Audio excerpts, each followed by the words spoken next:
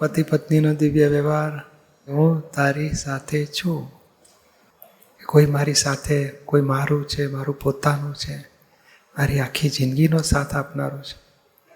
અને એવું જ્યારે હોય ત્યારે ત્યારે આ આખું જીવન કેટલું સારું જાય. હસબન્ડ વાઈફ એ જ હેતુથી પરણવાનું ગોઠવેલું છે કે હસબન્ડ વાઈફ હોય તો એકબીજાને હૂંફ અને પ્રેમ આપે, આખી જિંદગી સાથે રહે. આ ગાંધીજી જેવાએ કહ્યું છે ને કે જીવનમાં જીવવા માટે શ્વાસનું જેટલું મહત્વતા છે એટલું જ જીવનમાં વિશ્વાસની મહત્વતા છે. અને ગાંધીજી તો હું તો માણસ જાત સાથે કાયમ વિશ્વાસ રાખવા માગું છું. એટલે હસબન્ડ વાઈફમાં જ વિશ્વાસથી જીવવાનું છે. અને ક્યારે થઈ શકે તો પોતાના સુખને માટે જીવે ને એમાં પછી એ સુખની કમી પડે એટલે શંકા પડે, એટલે વિશ્વાસ બધું તૂટવા માંડે. એટલે ખરેખર પોતાના સુખને માટે ના જીવવું જોઈએ. સામાના સુખને માટે જીવો તો આ એકબીજાનો સાથ આખી જિંદગી નભશે.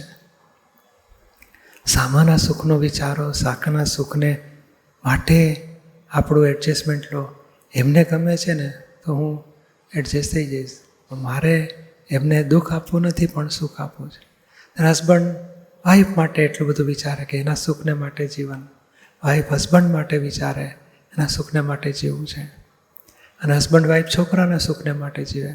પણ સામાના સુખને માટે જીવે ને બહુ મોટું, આખી જિંદગી એકબીજાને દુઃખ ના પડે. અને લગ્નનો હેતુ પણ એ જ છે કે એકબીજાને હૂંફ અને પ્રેમ આપો. એટલે હું તારી સાથે છું, એને વાઈફને આખી જિંદગી એક જાતની હૂંફ રહે કે મારો હસબન્ડ છે ને, પછી એનું બહાર વિચારે ના આવે, બહાર દ્રષ્ટિએ ના બગડે.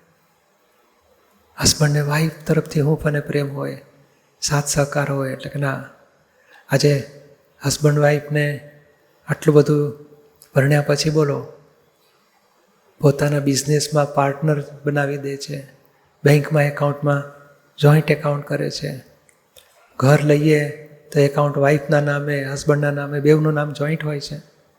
તો કેટલું બધું એકતા છે જ ને.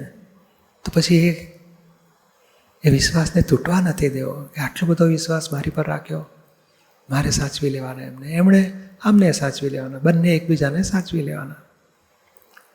અને પ્રોપર્ટીમાં પણ મારા ગયા પછી બધી એમની પ્રોપર્ટી, એમના ગયા પછી છોકરાનું મળશે. એટલું બધું તો વારસામાં મળી જતું હતું. કેટલું મોટું કહેવાય. અને અત્યારે જીવનમાં જેટલી પ્રોપર્ટી મેં અડધી પ્રોપર્ટી તો વાઈફની ગણાય. જો ડિવોર્સ થાય ને તો અડધી પ્રોપર્ટી વાઈફને મળે.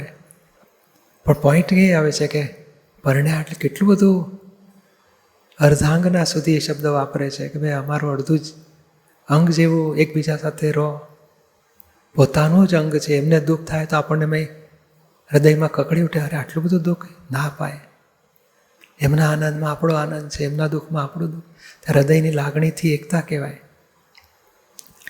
અને એ વ્યવહારિક જીવનમાં પણ આટલું રાખે એના મારા તરફથી એમને કિંચિત માત્ર દુઃખ ના પડવું છે. આપણા તરફથી દુઃખ પડે છે ને એટલે પછી એમનું મન ઉઠી જાય આપણામાંથી, વિશ્વાસ તૂટ્યો, વિશ્વાસઘાત થયો, પછી વૃત્તિઓ બીજે રખડે, ખોળી કાઢે.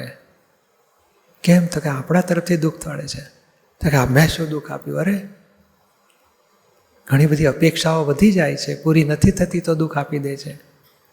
ધાર્યું નથી થતું તો દુઃખ આપી દે છે. ધાર્યા મોહ પૂરા ના થાય તો દુઃખ આપી દે છે. વિષયમાં સંતોષ ના થયો તો દુઃખ આપી દે છે. આપણા ધાર્યા પ્રમાણે એ નથી થવા દેતું. સામી વ્યક્તિનો દોષ નથી, આપણો કર્મનો હિસાબ છે, વ્યક્તિનો દોષ નથી. અને ત્યારે જ પછી જો આવું રહે તો પેલી અભેદતા અને પ્રેમ, હું તારી સાથે છું, એને ખાતરી થાય કે ના મને સાચવી લીધા. પેલીને અનુભવ થાય કે એમણે મને સાચવી લીધા. આમ